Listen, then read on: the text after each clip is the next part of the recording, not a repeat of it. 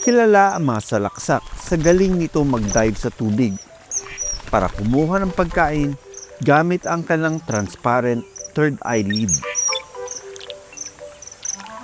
Ito ang tumutulong sa kanila na makakita sa ilalim ng tubig. Samantala, nakita namin ang dalawang salaksak na ito. Tila nag-aaway dahil naghahabulan sila sa paligid at nagbabaw sa bawat isa. Pero teka, away nga ba? Paligawan. Yung ganun na behavior ay typical sa mga nagliligawan na mga ibon. Nagbabaw sila, tapos naghahabulan, tapos nagsusubuan. Yun yung courtship behavior. Aba jackpot! May pagkain na, may partner pa.